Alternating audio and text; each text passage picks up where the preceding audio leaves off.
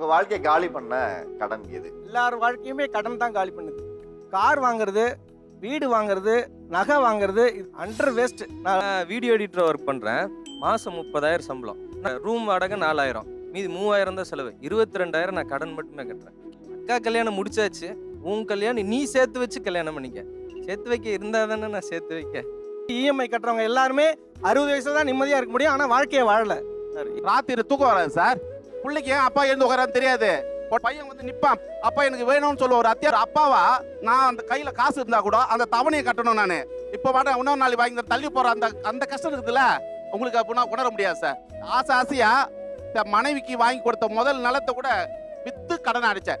கணவரால நான் கைவிடப்பட்ட பொண்ணு. நான் வாங்கினது என்னவோ 16,000 தான். ஆனா என்னோட அமௌண்ட் பாத்தீங்கன்னா 1,28,000 ரூபாய் போட்டு வச்சிருக்காரு என் கணக்குக்கு. தெரியுங்க, என் பசங்களுக்கு நான் ஒன்னும் வாங்கிட்டு போக மாட்டேன். அந்த 17,000 ரூபாய் லோ அமௌண்ட்டை அப்படியே அவருக்கு நான் சென்ட் பண்ணுவேன். ஆனா 4 மந்த் டிலே ஆச்சு. என்ன தெரியுமா கேட்டார், பர்சனலா நீ வரியான்னு கேட்டார். என்ன தெரியுங்களா, அப்படியே எனக்குலாம் ஜென்மம் செத்து போயிடுச்சு. 2 நாள் என் போனை நான் சுவிட்ச் ஆஃப் பண்ணி வச்சுட்டு இருந்தேன் தெரியுங்களா.